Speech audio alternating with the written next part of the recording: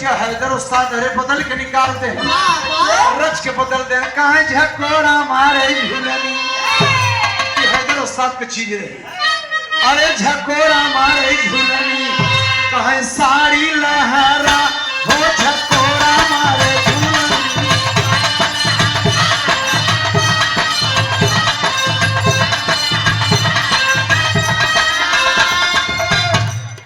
यही के तब हम बदल के निकाले।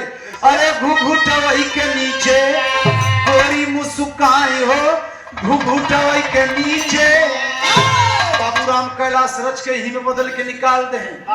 कहे हमारे बड़ेरी बोले कागा रे जना राजा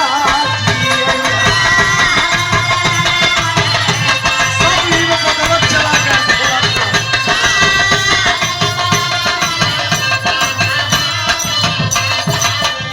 अरे चढ़ली जवानी में बेधई मदनवा पता नहीं दुल्हा तू कभी अइबा भवनवा। अरे कल ही ऐसे मोहर मन लागा रे जना राजा जी।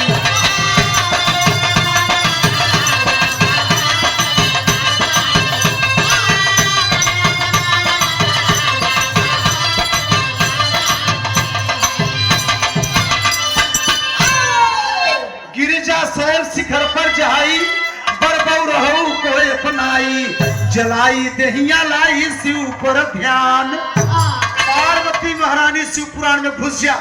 पार्वती महारानी कहे हमके दुल्हा मिले तो भोलेनाथ और केहू की जरूरत हमके जब दुल्हा चाहे तो भोलेनाथ चाहिए और मैं हमके केहू की जरूरत नहीं ने। और अपने पिता हिमगिर से कहे पिता हम जंगल पकड़ा थैया। अरे हिमगिर कहा बिटिया मेहरारून के लिए भाव भजन जंगल झाड़ी नहीं में तू घर में भजन करा। ना ना ना ना जाओ हम जंगल में। अरे बाप रे पार्वती मनता ही नहीं और निकल के चली गई ना घोर जंगल में। और जब यह घोर जंगल